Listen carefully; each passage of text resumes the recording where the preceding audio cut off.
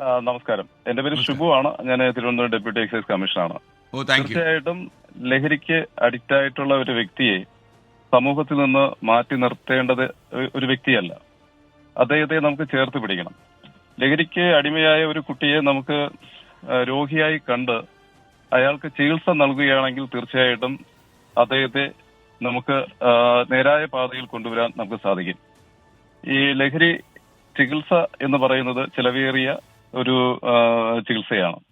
അത് മുന്നിൽ കണ്ടുകൊണ്ടാണ് കേരള സർക്കാർ 14 ജില്ലകളിൽ ലഹരി വർജന മിഷൻ വിമുക്തിയുടെ ഭാഗമായിട്ട് സൗജന്യ ഡി അഡിക്ഷൻ സെന്ററുകൾ തുറന്നിട്ടുണ്ട്. അവിടെ ചികിത്സ തികച്ചും സൗജന്യമാണ്.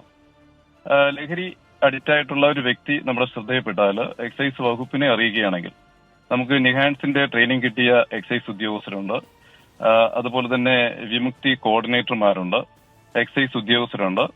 ആ വ്യക്തിയുടെ വീടുകളിലെത്തി അല്ലെങ്കിൽ ബന്ധുക്കളുമായി ബന്ധപ്പെട്ട് അവർക്ക് ചികിത്സ അത്യാവശ്യമാണെങ്കിൽ തീർച്ചയായിട്ടും നമ്മുടെ ഡി അഡിക്ഷൻ സെന്ററുകളിൽ, ആരോഗ്യവകുപ്പുമായി ചേർന്ന് നടത്തുന്ന ഡി അഡിക്ഷൻ സെന്ററുകളിൽ ചികിത്സ സൗജന്യമായിട്ട് ഇത്തരക്കാർക്ക് ലഭ്യമാക്കും.